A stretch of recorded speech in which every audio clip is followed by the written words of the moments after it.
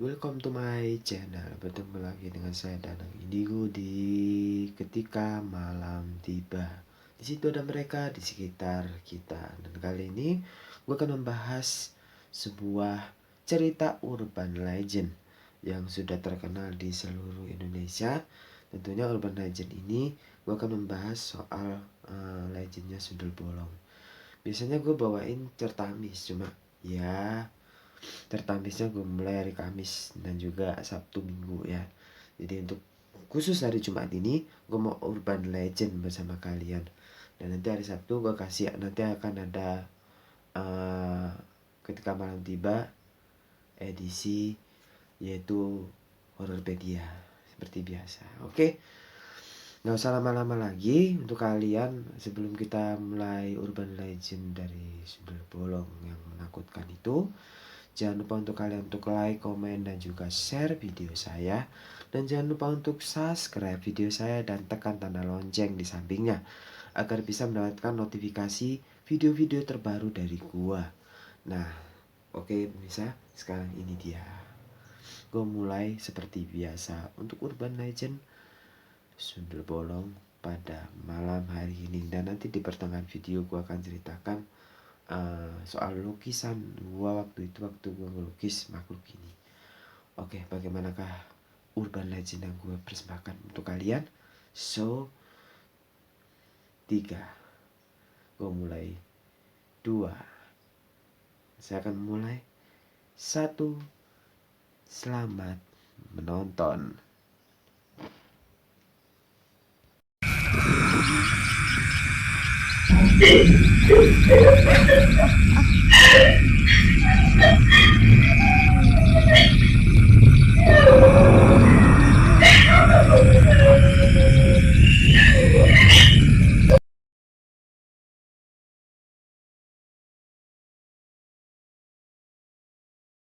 Oke guys, jadi ini kisah urban legend Sundel Bolong. Jadi apa sih Sundel Bolong sebenarnya? Nah, gua akan jelasin ya.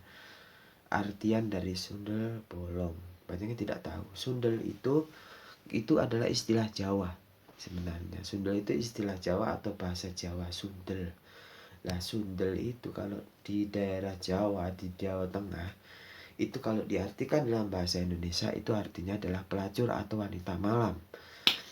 Dan bolong itu adalah lobang. Jadi wanita, kalau bisa dikatakan wanita malam yang terbunuh dan berlubang di bagian punggungnya. Itu makanya kenapa disebut Sundel Bolong.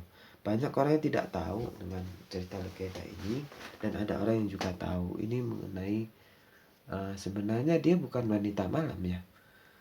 Jadi gue kasih samaran nama yaitu Lastri lah. Tapi ini ceritanya legendanya nyata. Jadi ini nyata sekali. Itu dulu di Kepulauan Jawa. Lastri ini seorang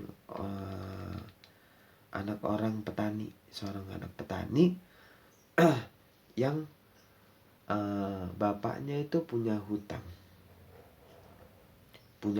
di desa oleh seorang menir atau seorang bisa dikatakan orang Belanda dulu itu. Nah, si menir ini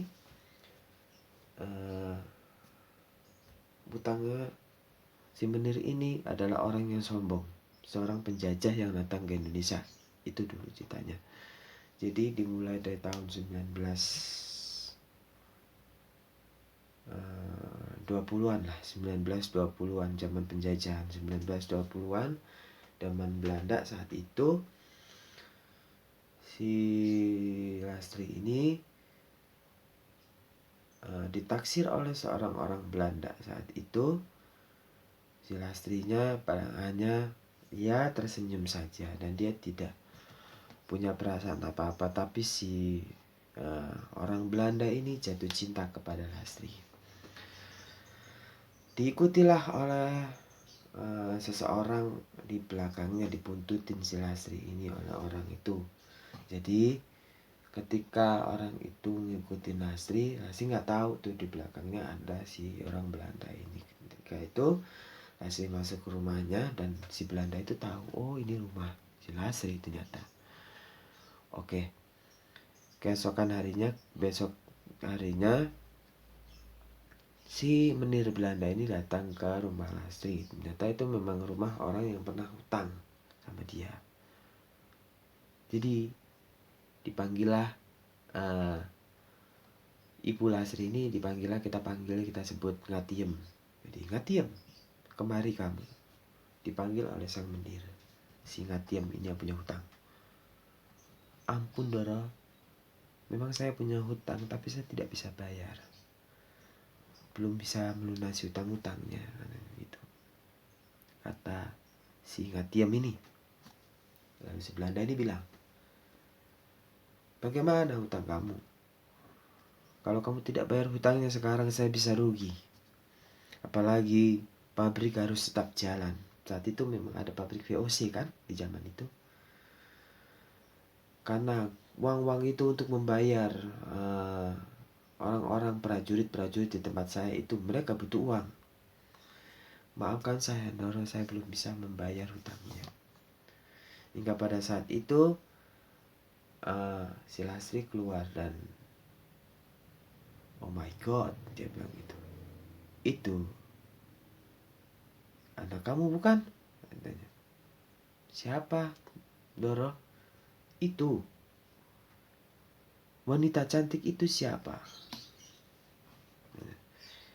Itu anak saya Doro. Oh, oke. Kalau begitu utang kamu bisa saya lunasin, dan bisa lunas dengan cepat asal anak kamu bisa menikah dengan saya. Si Ngatiem ini kaget saat itu. Hah? Tidak Doro, saya tidak menjual anak saya untuk itu. Daripada saya harus menjual anak saya ke Doro, lebih baik saya mati. Dia bilang begitu. Lebih baik saya bayar hutang saya dengan saya menyicil. Si Belanda ini bilang, oh bedomset kamu. Kamu itu cuma orang jajahan. Kamu itu orang Indonesia yang tidak punya otak. Sudah ada wanita cantik itu. Kan aku bisa menikahinya. Kalau aku bisa menikahinya kan otomatis hutang kamu itu bisa lunas. Si Ngatiem menolak terus ajakan dari Belanda ini. Tidak Tuan, tidak. Mohon maaf. Saya tidak bisa memberikan Ngatiem untuk dinikahi. Karena dia masih muda Tuan. Saya bukannya tidak boleh, tapi dia masih muda. Dan umur si Lastri ini baru kurang lebih 15-16 tahun. Masih muda sekali. Dan usia-usia seperti itu kan kalau zaman dulu itu belum sah. Kalau zaman sekarang kan tidak sah untuk menikah. Jadi pada saat itu si Belanda ini, oke, kalau begitu, kalau kamu tidak mau melunasi hutang kamu, saya kasih waktu kamu 1 minggu. Tapi kalau kamu ingin cepat lunas, pikirkan baik-baik. Lastri harus bisa menjadi istri muda saya. Kalau tidak, kamu akan saya usir. Bahkan saya bunuh kamu. Katanya begitu. Kamu harus bayar dengan nyawa kamu dan rumah kamu.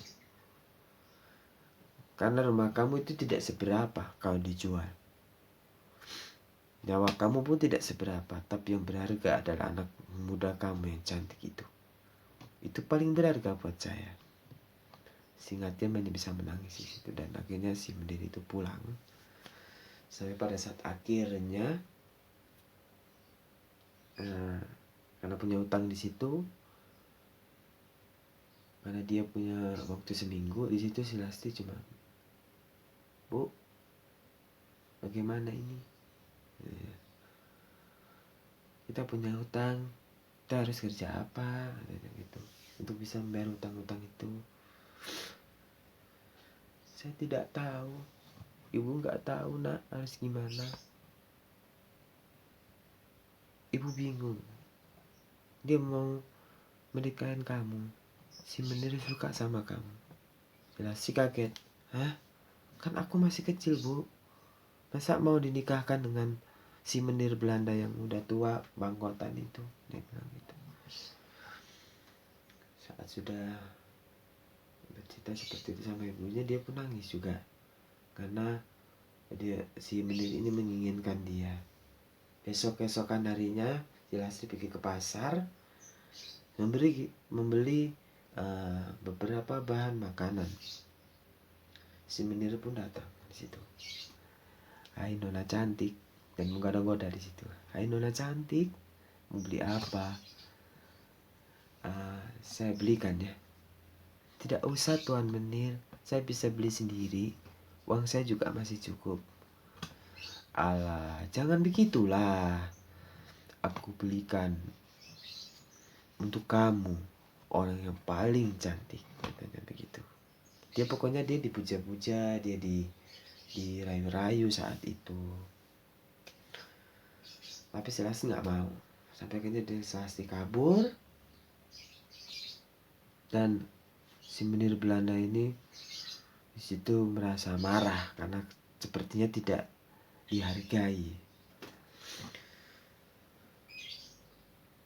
Keesokan harinya lagi,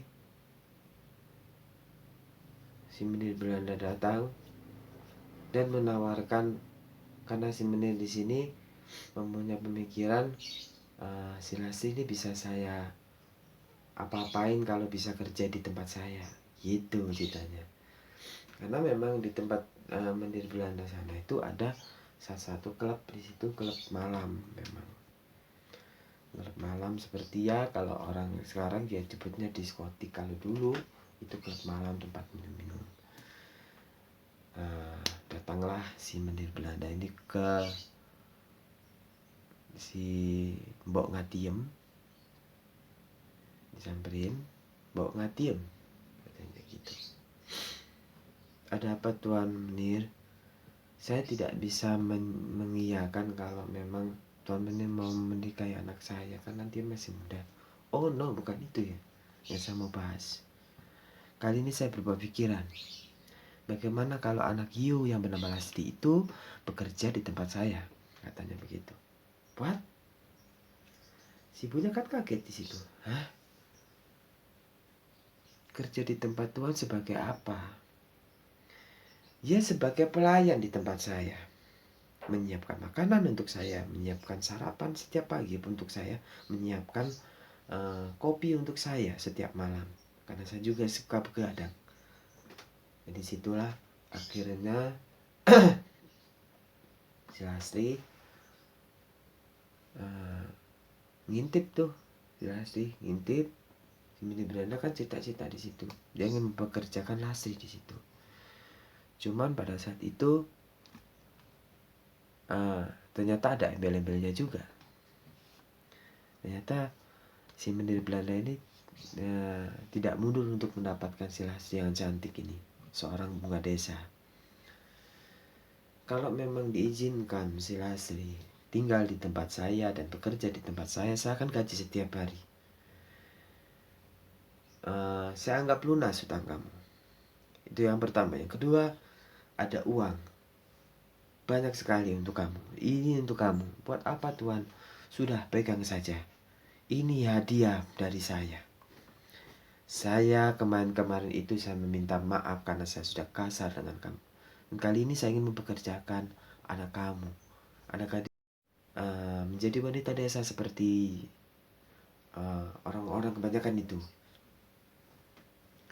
Supaya dia bisa bekerja dan mendapatkan banyak uang. Kamu ingin punya banyak uang bukan? Untuk kamu makan dan untuk kamu hidup setiap hari. Apalagi kamu seorang janda, begitu. Karena Ngatiem ini seorang janda. Pastinya kamu juga membutuhkan yang namanya hidup layak, membutuhkan uang setiap hari untuk makan. Situ Ngatiem berpikir juga, kalau misalnya anak saya bekerja di tempat Menir ini, kemungkinan bisa membantu perekonomian keluarga. Oke, diizinkanlah di situ oleh Mak Ngatiem. Saat itu Saya pikir-pikir, sebenarnya diizinkan, cuma di situ Bang Atiem kayak dilema, ragu-ragu. Kalau saya izinkan nanti takut diapa-apain. Nanti kalau nggak diizinin, saya juga membutuhkan uang, begitu. Jadi dilema. Masuk ke rumah malam harinya, si Lasti bernegosiasi dengan ibunya, Bu, kenapa kok bingung sekali? Ya, si Menir menginginkan kamu untuk kerja di tempatnya supaya dapat uang. Kok jadi begitu, Bu? Ya sudah, saya kerja di tempat Menir saja.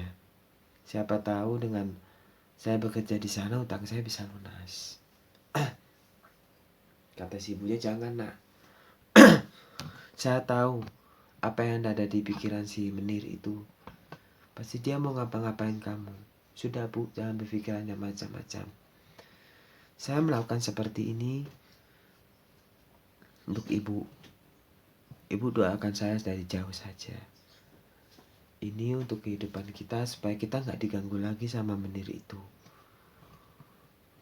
Karena melihat di situ, melihat emaknya setiap hari ditagih sama si rentenir Menir Belanda ini, dia nggak tega gitu. Akhirnya dia pergi ke desa sebelah, ke rumah besar sang Menir Belanda itu.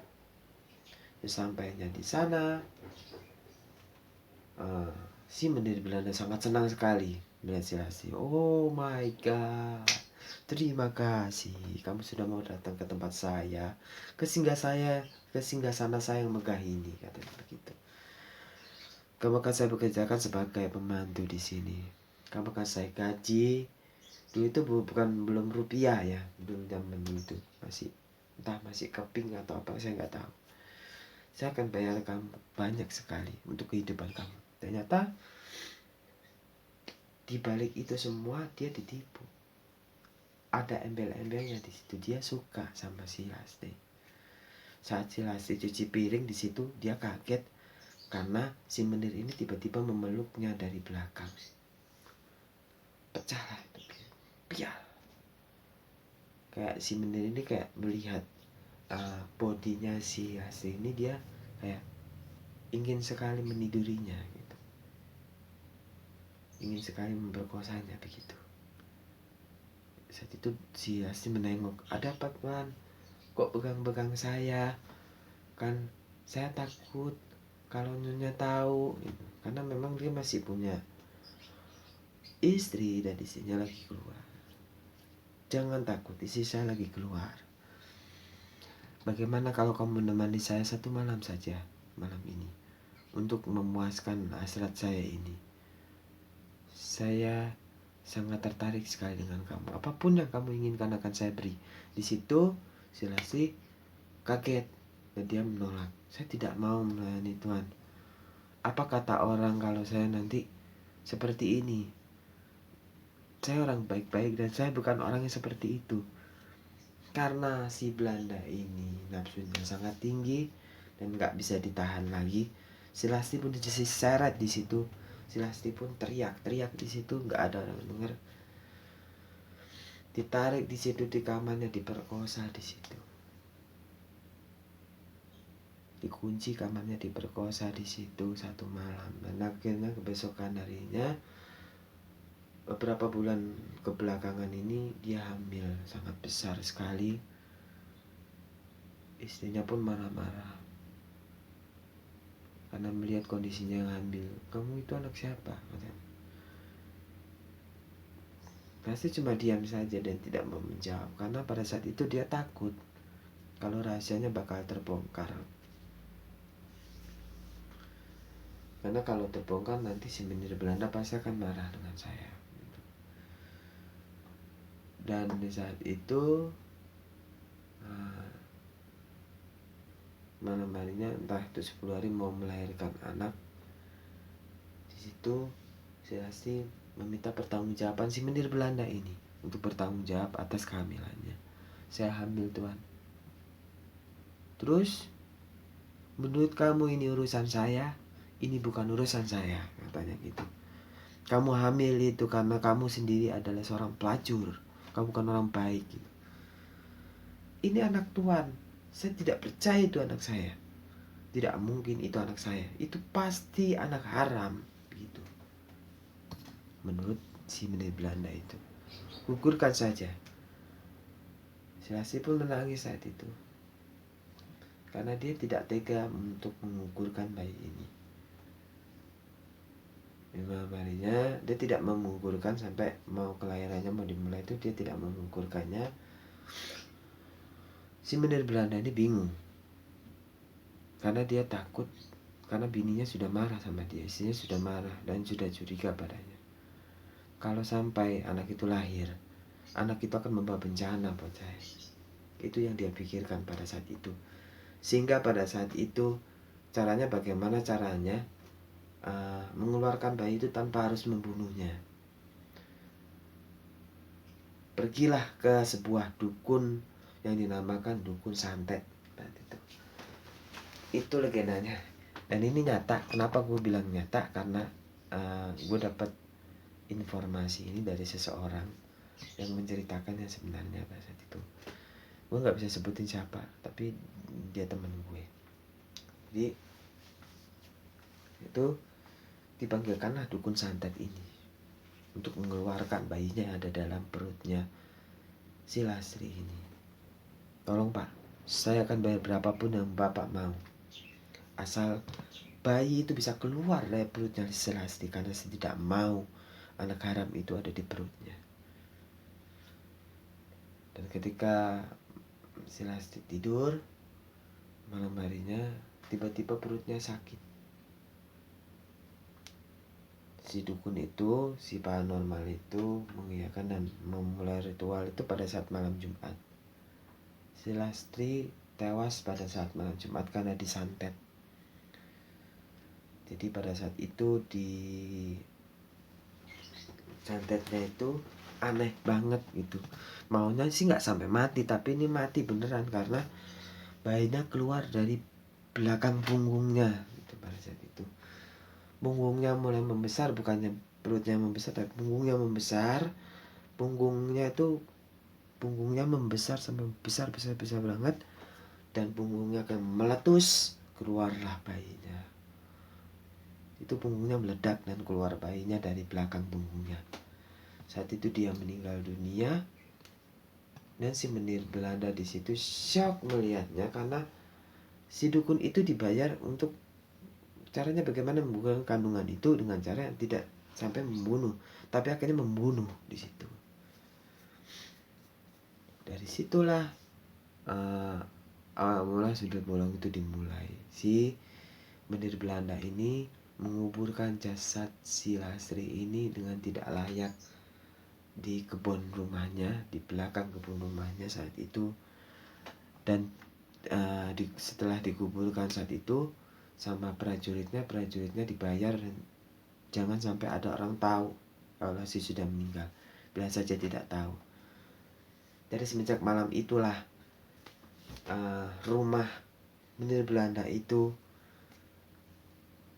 didatangi oleh sosok wanita yang misterius yang menyeramkan, berpunggung bolong, yaitu sundel bolong itu. Dan mereka tewas satu persatu di dalam rumah karena depresi melihat itu. Ada yang sampai bunuh diri, ada yang sampai gila saat itu, sampai si menir Belanda si suaminya ini juga bunuh diri karena tidak kuat melihat dia ada di mana-mana gitu. Sedangkan istrinya juga sampai ditembak kepalanya karena merasa istrinya itu adalah si Lastri yang sudah meninggal itu. Sampai berhalusinasi sampai segitunya. Dan itulah akhirnya dari turun ke desa, dan kalau ada misalnya ada wanita yang malam-malam keliling kampung minta sate, saat itu orang ketakutan karena di belakangnya bolong dan mengerikan. Dan itulah mengapa disebut sundel bolong, dan itu terkenal di mana-mana, terkenal ini sundel bolong, ini bolong, ini sundel bolong. Sampai sekarang legendanya masih ada, dan itu dari mulut ke mulut. Akhirnya dalam legenda itu setiap ada orang yang meninggal tidak wajar dengan punggung bolong dinamakan sundel bolong begitu. Jadi si setan Sunda Bolong ini akhirnya menjadi terkenal, yang diperankan oleh Susana, dan itu ada filmnya Susana saat itu Sunda Bolong juga, tapi ceritanya simpang siur, tidak aslinya. Itu sih menurut saya, guys.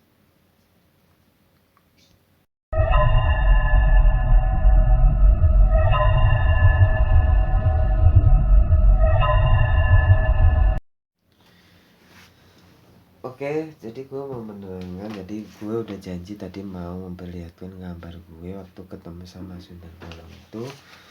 Jadi ini gambar dari si Sundel Bolong ya. Ini sosok gue ketemu sosok ini waktu itu kebetulan gue pulang kerja, dan tidak tahu kenapa gue membawa buku ini, buku karma. Jadi buku ini buku karma, dimensi dunia lain. Jadi kalau ada misalnya makhluk halus ataupun apapun, saya akan gambar di sini. Saya akan gambar semuanya di sini, dan itu mengerikan semua gambarannya. Dan yang paling mengerikan itu yang ini. Kenapa mengerikan? Karena dia ada belakang. Ini nggak ada belakang, nggak ada depannya loh ini. Depannya ini nggak ada. Ini depannya, face depannya nggak ada. Jadi belakang aja seperti ini, ngebelakangin. Waktu itu saya gambar, waktu saya gambar itu posisinya dia nggak ada belakang, dan itu gerakannya sangat cepat sekali. Jadi kalau saya nggak buru-buru gambar, dia menghilang. Karena dia ada belakang pada saat itu, dia tahu kalau ada saya di situ.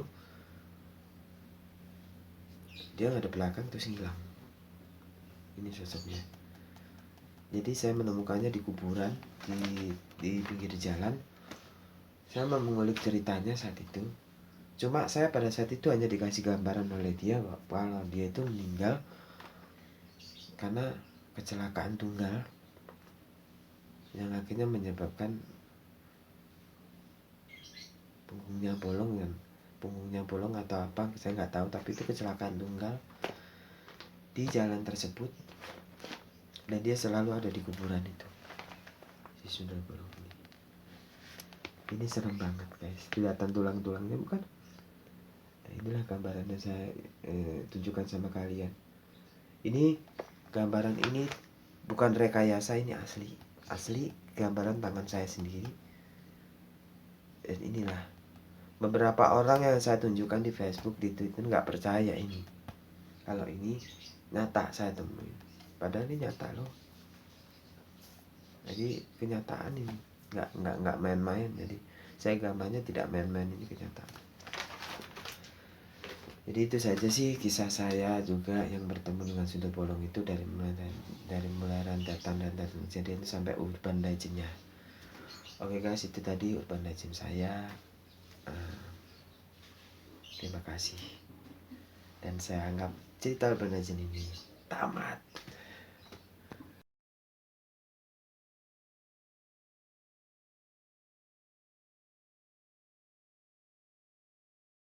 Terima kasih sudah menyaksikan video saya dari awal sampai akhir tayangan saya. Dan saya tadi juga membagikan soal gambar Sundel Bolong yang benar-benar nyata, dan itu sangat mengerikan sekali menurut saya. Dan baru pertama kali ini saya bertemu dengan Sundel Bolong, dan itu cukup susah saya menggambar Sundel Bolong ini karena dia gerakannya sangat cepat sekali. Dia ngilang kayak kain gitu. Jadi kalau dia udah jalan terbang, dia kayak kain. Itu sih menurut saya. Jadi itulah, jadi urban legend ini jadikan sebuah pembelajaran saja. Ini hanya legenda, dan ini cerita nyata dari simpang siur orang. Beberapa cerita dari versi di pulau-pulau Jawa itu berbeda-beda. Jadi ya mungkin ada versi lain dari Sundel Bolong. Oke, begitu sajalah versi urban legend versi Danang Indigo dari saya. Untuk kalian, terima kasih sudah subscribe. Dan kali ini sudah 50 subscriber yang ada di saya. Saya juga bersyukur, walaupun cuma 50 subscriber, tapi saya bersyukur sekali loh bisa mendapatkan subscriber sebanyak itu. Sebenarnya saya nggak pernah nyangka untuk dapat subscribernya sampai 50 orang. Itu susah banget dapat subscriber, saya sampai harus promo dan ini itu. Tapi ya namanya perjuangan tidak ada yang sia-sia. Untuk itu pemirsa, saya mengucapkan terima kasih banyak untuk kalian yang sebesar-besarnya. Dan sampai jumpa di Urban Legend selanjutnya, di ketika malam tiba di mana ada mereka di sekitar kita. Jumpa lagi di episode ke-8 hari Sabtu besok. Sampai jumpa. Dadah. Ciao.